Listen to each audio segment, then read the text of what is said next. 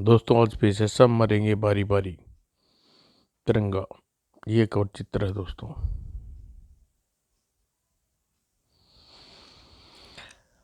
जिंदगी जो मौत के आगमन है, और यह बात हर इंसान जानता है कि इसलिए वह हर समय जिंदगी और मौत के जबड़ों से बचने में लगा रहता है, क्योंकि यह सावधानी है तो जिंदगी है, और सावधानी नहीं तो मौत। हर इंसान असावधान हुआ और इधर मौत उसके इर्द गिर्द अपना शिकंजा कसा। ठीक वैसे ही जैसे मौत ने अपने शिकंजे में कसा हुआ है उसे, जिसने अपनी जिंदगी बुद्धि से सैकड़ों बार मौत के दांत खट्टे किए हैं। अपनी बुद्धि के बल और फुर्ती से हजारों बार काल को शिकस्त दी है। तो फिर आज क्या हो गया उसे? क्यों काल को दी उसकी उसने इतनी छूट दी है कि वह उसकी जिंदगी को अपना निवाला बना ले? क्या उसकी फुर्ती के साथ छोड़ गई, या फिर मात खा गया है उसका मस्तिष्क? उस उसके शरीर में दौड़ गई दर्द की तीव्र लहर, और समस्त मस्तिष्क को झंझोड़ कर चली गई, और पलक झपकते ही मस्तिष्क को स्थिति का अभ्यास हुआ, और दूसरे ही क्षण उसके सारे शरीर में फुर्ती का तूफान भर दिया, और शरीर की तेजी से मौत को दूर धकेला, और पलंग से उछलकर पैरों पर आ खड़ा हुआ। मेरा शरीर बुरी तरह झंझना रहा है, मेरी आंखों के सामने अंधेरा छाया हुआ है, टांगें कांप रही हैं। इसका एक ही मतलब है, एक क्षण पहले मैं बेहोशी की गोद में था, और बेहोशी की गोद मौत की गोद बन जाती अगर मेरी गर्दन पर हुए जख्म की पीड़ा मेरे मस्तिष्क को चेतना में न लाती। लेकिन मुझ बेहोशी छाई कैसे? और यह कौन है जो जिंदगी मौत की अमानत बनाना चाहता है? मेरा वार्स ठीक होने के साथ चाहिए। मेरे शरीर में इतनी ताकत नहीं कि मैं ज़्यादा देर तक इसका मुकाबला कर सकूं। यहाँ पहला धुआं मौत मुझे हावी होती जा रही है। तिरंगा हमला को धराशायी करने में सफल हुआ, और फिर उसे संभल और अब उसे सफल होना था असलियत जानने के लिए, और इसके लिए वह नकाब नोचने के लिए आगे बढ़ा। लेकिन तभी नकाबपोश ने अप्रत्याशित हरकत की। वह तेजी से झपट कर एक तरफ मूर्ति की गर्दन मरोड़ डाली, जिसका एक चौंकाऊ परिणाम दूसरे ही पल सामने आया। कमरे की एक दीवार एक झटके से एक तरफ खिसकती चली गई, और सामने आया गुप्त रास्ता। हसपत तिरंगा देखता रहा, लेकिन वह नकाबपोश वहां खड़ा नहीं रहा। उसके चीते के समान फुर्ती का प्रदर्शन करते हुए उस गुप्त रास्ते के अंदर छलांग लगा दी। ओह, वह गुप्त रास्ते से भागने की फिराक में है, लेकिन अब बहुत देर हो चुकी है। दीवार ठीक उसके मुंह के सामने बंद हो गई थी, और इस तरह वह गुप्त रास्ता बंद हो गया। तिरंगे लाख कोशिश के बावजूद भी गुप्त रास्ता नहीं खुला। रास्ते के अंदर अच्छी तरह बंद कर गया था। इसका मतलब वह नकाबपोश सिर्फ रास्ता खोलने नहीं बल्कि बंद करने की विधि भी अच्छी तरह जानता था। राजा महाराजा संकट के समय भाग निकलने के लिए अपने कमरों में ऐसे गुप्त रास्ते बनाया करते थे। इन रास्तों की तरह इनकी जानकारी भी नौकर चाकरों से गुप्त रखी जाती थी। सिर्फ राजघराने के सदस्य ही तक सीमित थी यह जानकारी हत्यारे का पता होने का एक ही मतलब है, हत्यारा राजघराने का कोई आदमी है, और शायद उसे मालूम है वह कौन और शायद मुझे मालूम है वह कौन है। हत्यारे के रूप में तिरंगा के मस्तिष्क में नाम उभर रहा था और तलवार ने तो मानो उस पर मोहर लगा दी। हत्यारे के इस हथियार को मैं अच्छी तरह पहचानता हूँ, इसलिए यहाँ से पहले मैंने जिस कमरे में देखा है वह राजघराने का सबसे महत्वपूर्ण सदस्य है और वह है करमवीर। वो तिरंगा ने तेज ठोकर पड़ते ही मजबूत दरवाजा भड़क से खुल गया। इसी के साथ तिरंगा के मुंह खुले का खुला रह गया, क्योंकि सामने जो दृश्य मौजूद था वह आंखों को आश्चर्य से फाड़ देने वाला था और रोंगटों को खड़े कर देने वाला था। यह खतरनाक बिच्छुओं से सारा कमरा भरा हुआ है और बहुत से बिच्छू करमवीर के शरीर पर भी मौजूद है। वह अपने जहरीले डंकों से कभी भी इसके शरीर में प्रवेश कर सकते हैं। मुझे उसे बचाना होगा। बिजली का बेटा बन नजर आ रहा था तिरंगा। पलक झपकते ने से पहले करमवीर तक पहुंचा। हिलना नहीं करमवीर, वरना सैकड़ों बिच्छुओं का जहर तुम्हारे खून में मिल जाएगा। मैं मरना नहीं चाहता तिरंगा, मुझे इन बिच्छुओं से बचाओ। अपनी बेवकूफ़ आदमी, हिलो मत, मैं तुम्हें कुछ नहीं होने दूंगा। ये अच्छा है कि इसकी बाजू वाला नाइट गाउन पहन रखा है, इसलिए कोई बिच्छू अभी तक इसके शरीर तक नहीं पहुंच पाया, लेकिन पहुंच जरूर पाए जाएगा। अगर मैंने इस गाउन को फाड़ कर इसके शरीर से अलग नहीं किया तो तिरंगा की ढाल तेजी से तेज धार व हाथ मजबूती झटके से गाउन के शरीर को अलग हुआ और इसी के साथ उससे अलग हो गई उसकी मौत। इन बिच्छुओं को यहाँ से भगाओ तिरंगा, वरना ये मुझे मार डालेंगे। तुम जैसे इंसान ऐसी मौत का हकदार होते हैं करमवीर।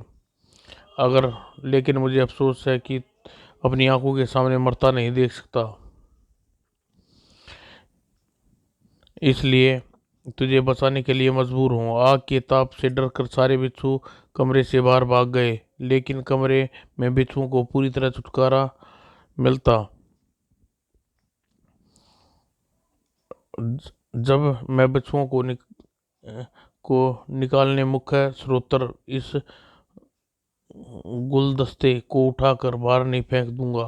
बिच्छू रूपी करमवीर की मौत कमरे से बाहर जा चुकी थी, लेकिन तिरंगा रूपी आफत कमरे में ही मौजूद था। बिच्छुओं के काल से तुझे पर मंडरा कर यह बात साबित कर दी कि तू आखिर हत्यारा नहीं। जायदाद हथियाने के लिए तूने अपने भाइयों की हत्या नहीं की, लेकिन चिमनी बंद करने से पहले धुएं धुएं से और गर्दन काट कर मेरी हत्या करने की कोशिश करने का गुनाहगार तू अब भी है और तू मेरे इस गुनाहगार की सजा मिलेगी। लेकिन पहले ये जान लेना चाहता हूँ कि तुझे मार कि तुझे तूने मुझे मारना चाहा। मैं तुझसे जलता था और साथ ही अपने परिवार की बर्बादी का जिम्मेवार भी तुझे समझता था, क्योंकि जिस दिन से तू यहाँ आए हो मेरे परिवार पर काल मंडराने लगा और साथ ही मैंने तुम्हारे कारण अपने पिता से मार खाई और अपना प्यारा दोस्त खोया। इसी वजह से मैंने तलवार से गर्दन काट कर तुझे मारना चाहा तिरंगा, लेकिन चिमनी बंद करके तुम्हें एक खामोश मौत देने की योजना मेरी नहीं थी। और अगर मैंने वैसा किया होता तो ज़रा सोचो, खिड़की खोल कर अंदर क्यों आता। तुम्हारी बात में दम है, लेकिन तुम्हारी बात एक और नया सवाल उठा देता है। मेरे कमरे का धुआं भरकर खामोशी से मारने की योजना किसकी थी? आखिर आखिरी हत्यारे की। और उसने ऐसा इसलिए किया होगा कि तुम उस तक कभी न पहुंचो। शायद आप ठीक कह रहे हैं राजा साहब। हमें अपने बेटे की करतूत का भी पता चल गया। तुम्हारी हत्या का प्रयास करने इसने देश की आने वाले कदमों अपने देश की आन को अपने कदमों से रोड़ने की कोशिश की है। यह तुम्हारा गुनाहगार है तिरंगा। यह लो तलवार, अलग कर दो नालायक की गर्दन इसके धड़ से। कसम है हमें अपने वतन की, हम उप तक नहीं करेंगे। इसकी ज़रूरत नहीं राजा साहब, मैंने इसे माफ़ कर दिया, क्योंकि बंदूक नहीं, फांसी नहीं, ना चाहिए तलवार जो झुका ले सर शर्म से, वो है समा का सबसे बड़ा हथियार।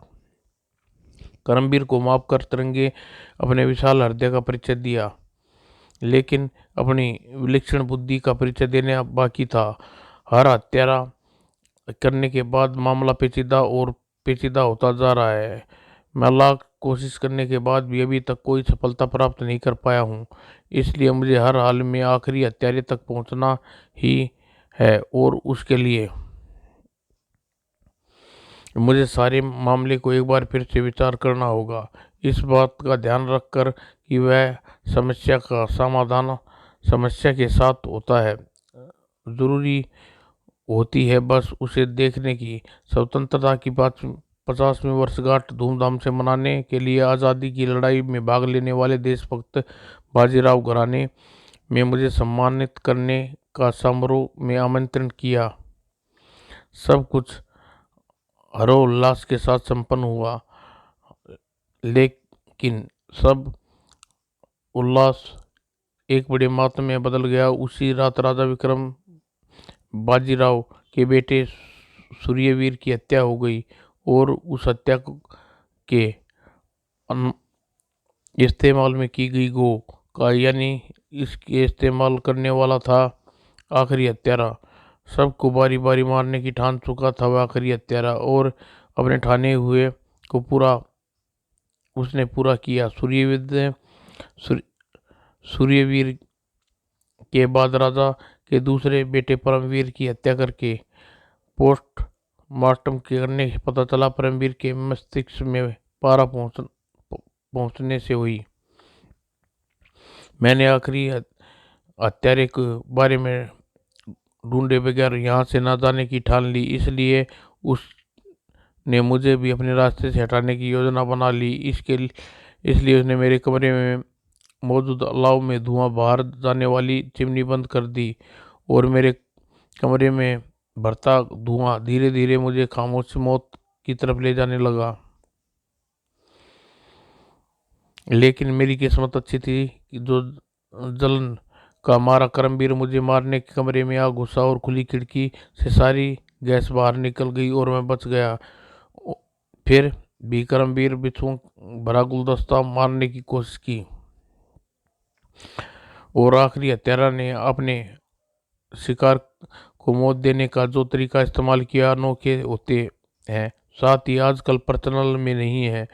आजकल तो हत्यारे करने के लिए गोली, जहर, चाकू वगैरह का इस्तेमाल अधिकतर किया जाता है, लेकिन आखिरी हत्यारा हत्या करने के जिन तरीकों का इस्तेमाल कर रहा है आज नहीं, कभी तो प्रचलित होंगे ही। मुझे पता लगाना होगा ये तरीके कब प्रचलित थे, और इनके लिए मुझे एक बार फिर लाइब्रेरी की खाक छाननी होगी। और जिस घराने को बचाने के लिए जुटा था तिरंगा, मौत एक बार फिर उसके मुखिया पर मंडरा रही थी। हमारा श्यान का चंदन की तेज गंध से महक रहा है। कहाँ से आ रही है यह चंदन की गंध?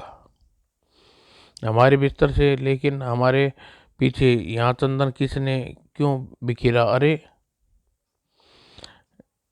उसी पल राजा साहब की खिड़की पर 8 से चौके तेज इसे पलटे। राजा साहब खिड़की पर नजर आया। साया कौन है इधर?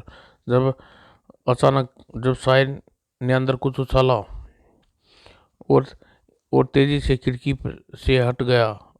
तुम जो कोई भी हो मुझसे बच नहीं सकते।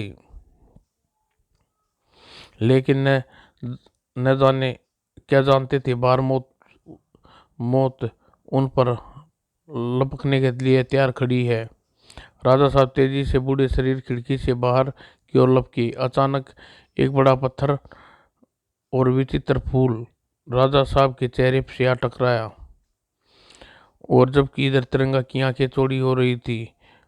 विश्व भर के राजपाटों में 2 महत्वपूर्ण आधार सब सर्वाधिक है। एक तो राष्ट्रभक्त और जाबाज सैनिकों से भरी भरी दृढ़ सेना, दूसरा अपनी कला और चालाकियों से राज्य की सेवा करने वाले गुप्त सेवक, अय्यार, विषकन्याएं और गणिकाएं। लेकिन ऐसे गुप्त सेवकों को जो सबसे ज़्यादा महत्वपूर्ण है वह कहर जाति के इतिहास गवाह है कि हत्या करने के गुप्त कला में माहिर कहर जाति के लोग सैकड़ों बार पूरी पूरी की पूरी सेना को बिना हथियार उठाए ही समाप्त कर दिया। अकेली अपनी कला के बल पर हजारों बार सताएं पलट दी।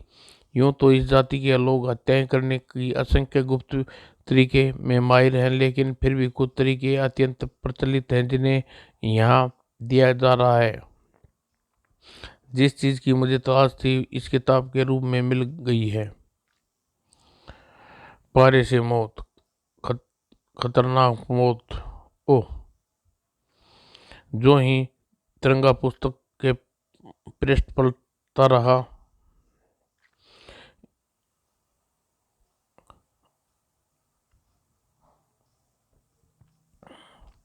खामोश मौत, जहरीले बिच्छू,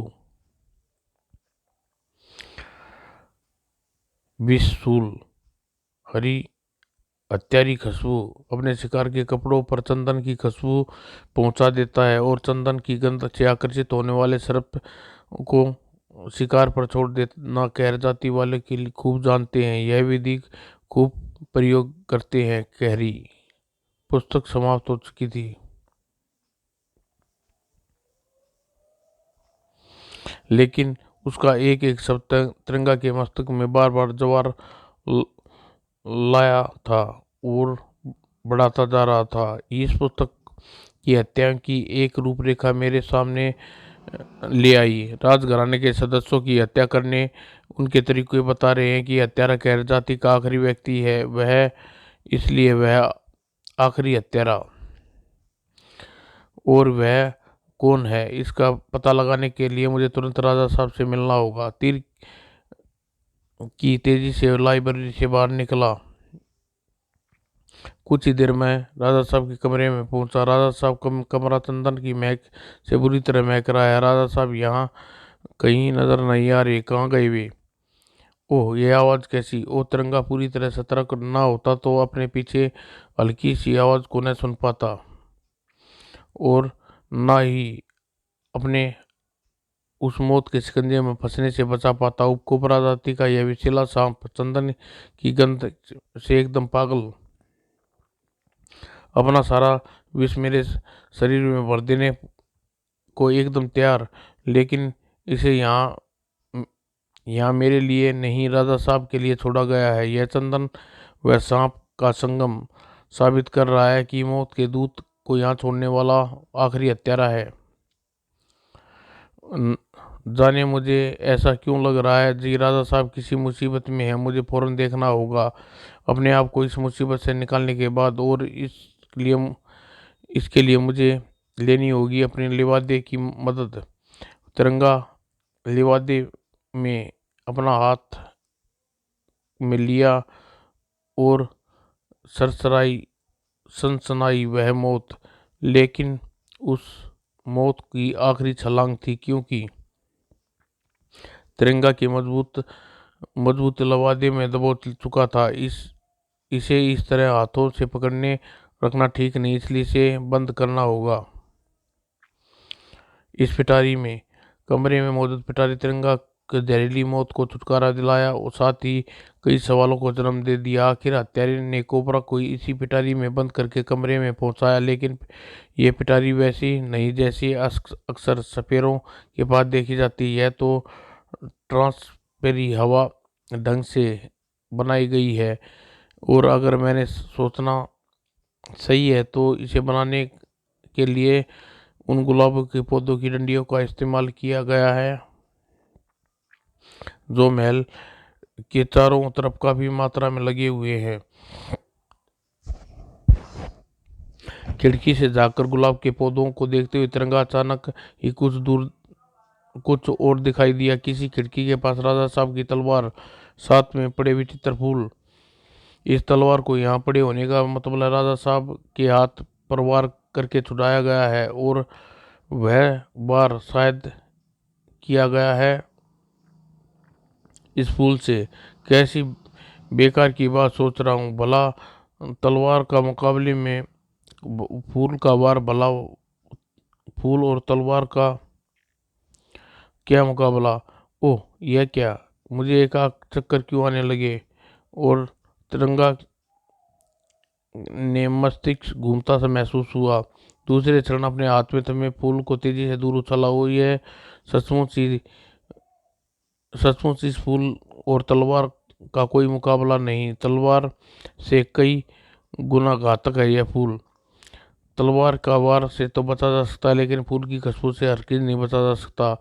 जो इंसान को कुछ भी पलों में बेहोशी की दुनिया में पहुंचा दे। निश्चित यह फूल ब्रह्मकमल प्रजाति का है, जिसकी खुशबू इंसानी के मस्तिष्क पर नशे की तरह प्रभाव डालती है। और यह आखिरी हत्यारा कला की बदौलत बहुत अच्छी तरह जानता होगा।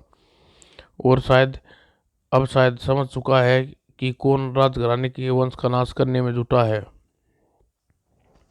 और आखिरी हत्यारा वह था अजीब अजीबोराव। यमराज के पास जाने से पहले एक बार देख सामने खड़ी अपनी मौत को। और ठंडे पानी की फुहार चेहरे पर पड़ते ही राजा हड़बड़ा कर उठा और सामने खड़े शख्स को देखकर क्रोध से गरज उठा। कौन हो तुम, और यह क्या बदतमीजी है। मेरी हरकतों तुम बदतमीजी कह सकते हो बाजीराव, लेकिन मैं इसे बदला ही कहूंगा, अपनी जाति के विनाश का बदला। हैरान ना हो बाजीराव, तेरा अपराध बताने के लिए ही तुझे होश में लाया हूँ, वरना तेरी बेहोशी में ही तुझे परलोक भेजने में मुझे कहर जाति की आखिरी वंशराज को भला इतनी देर लगनी थी। और ज्वालामुखी सा विस्फोट था राजा साहब के मस्तिष्क पर। तुम कहर जाति के हो। नहीं नहीं, यह नहीं हो सकता। ऐसा ही है बाजीराव, लेकिन तू इस बात को इसलिए नकार रहा है क्योंकि आज से 50 साल पहले तूने हमारी जाति के लोग को चुन चुन कर मार डाला था। तू नहीं जानता था कि हमारी जाति का कोई भी आदमी आज़ाद भारत की सीमाओं में सांस ले, लेकिन विधि के विधान को तेरा फैसला ये मंजूर नहीं था।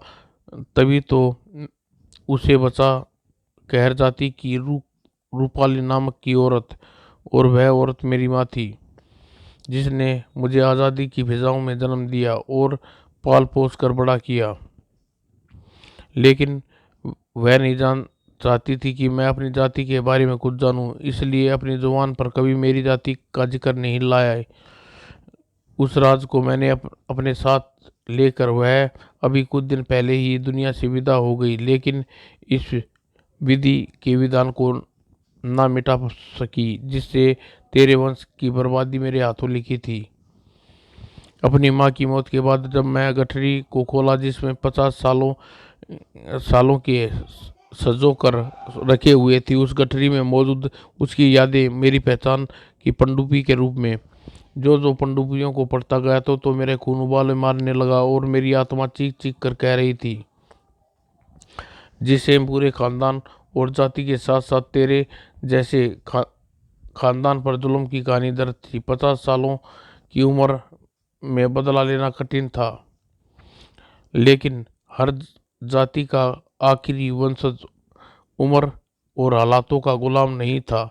इसलिए हत्या करने की अनोखी गुप्त कला के सारे मैं बन गया आखिरी हत्यारा, जो तुझे मारने के बाद अपनी जाति की परंपरा को आगे बढ़ाएगा। कहानी अच्छी है, लेकिन अफसोस दी एंड सेंट्रल जेल में जरूर होगा। तिरंगा, तुम यहाँ कैसे पहुंचे। ये सब सोचने के बाद भला मैं सोचना क्या मुश्किल था कि आखिरी हत्यारा हो सकता है जो महल में ही रहता हो, पेड़ पौधों का ज्ञान हो, और ऐसा ज्ञान अच्छे माली को हो सकता है। तुम्हें परमवीर को मारने के लिए हांडी को पेड़ पर टांगा, करमवीर के लिए फूलों का गुलदस्ता इस्तेमाल किया, सांप की पिटारी भी गुलाब की पंखड़ियों का इस्तेमाल किया। क्यों ना मैं ठीक कहा ना। आखिर हत्यारे और माली रुपेंद्र रुपेंद्र सिंह, आखिर ये हत्यारे की असलियत सामने ले आया था तिरंगा। अब उसने अपने कंबल में छिपने की जरूरत न समझी। तेरा विलक्षण दिमाग दाग देनी पड़ेगी तिरंगा। तेरे दिमाग यह दिमाग तुझे मेरा मकसद पूरा करने से नहीं रोक सकता। अब तुम्हारा ये हर मकसद तुम्हारे साथ ही जेल की सलाखों में पहुंच जाएगा। ऐसा नहीं होगा। मौत के जो जाल मैंने राजा साहब के इर्द गिर्द बिछा रखा है, तू उसे कभी बाहर नहीं नहीं खींच पाएगा।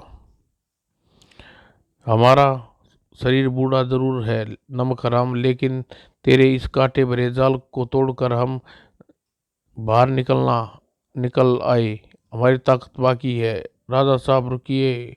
राजा साहब को रोकने के लिए तिरंगा चीखा,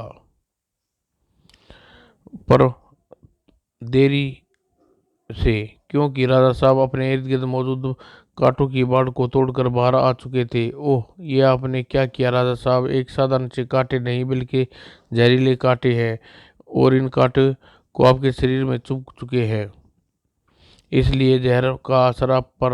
राजा साहब, तिरंगा अपनी बात भी पूरी न होने पाई, जहर का असर दिखा दिया। किसी शराबी की भांति लहराकर जमीन पर नीचे जा गिरे राजा साहब, और इसी के साथ साथ हत्यारे की अलग से वैसी ठाका फूटा। हा हा, दाग देनी होगी तेरी दिमाग की। तू समझ गया कि कांटे जहरीले होंगे, इसलिए बेवकूफ बाजीराव नहीं समझ पाया। अपने शरीर में प्रवेश करा बैठा जहर, जिसकी काट सिर्फ कहर जाति के लोग ही जानते हैं। दुनिया में मेरे सिवाय जाति का दूसरा आदमी नहीं। इसलिए तूने तड़पता मरता देख, तूने राजा साहब को बचाना होगा। तुझे इसलिए इसके लिए मजबूर कर दूंगा। बाजीराव की मौत की चिंता छोड़ अपनी जिंदगी को बचाने की सोच तिरंगा इस गो के द्वारा काल के गाल में फंसाने जा रही है। और काल किसका आया है, इसका फैसला ये ढाल करेगी।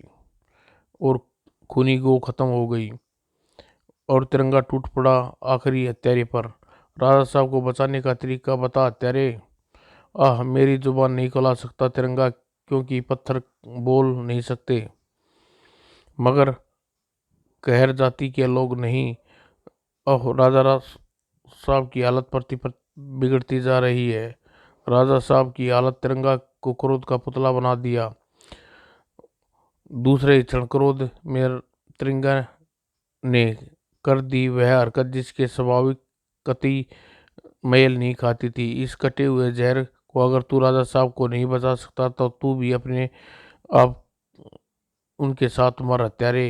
कहर भुजा काट आखिरी हत्यारे के जिस्म में प्रवेश हो गई। इसी के साथ मौत का आतंक उसके चेहरे पर जमा लिया। अब मैं राजा साहब के साथ साथ तुझे भी मरता देखूंगा। नहीं नहीं, मैं नहीं मरूंगा, क्योंकि मेरे पास इस जहर की काट मौजूद है, और बालों के इस बिग के अंदर की सतह में जहां लगा है केमिकल, जो कांटों पर लगे जहर की काट है। तुमने जहर की काट हासिल करने के लिए यह अच्छा तरीका था। मैं जानता था अगर तू काट तेरे पास होगी, तो तू अपने लिए जरूर इस्तेमाल करेगा, तभी मैंने तुझे जहरीला कांटा चुभाया। अब तू अपने आप को जहर से बचा चुका है, इसलिए ला मुझे दे दे, और थोड़ी देर के लिए गहरी नींद सो जा। आखिरी हत्यारा बेहोश करने के बाद तिरंगा विग के अंदर सतह पर लगा केमिकल राजा साहब को चटा दिया, और कहर जाति के आखिरी वंशज के हाथों वंश खत्म होने से बच गया। राजा साहब पुलिस बुलाकर गिरफ्तार करवाइए। कुछ पलों बाद धन्यवाद तिरंगा। फिर तिरंगा वहां नहीं रुका। हर तरफ नफरत के लगा देती है बाग, इंसान के सीने में जलती है प्रतिशोध की आग। समाप्त दोस्तों।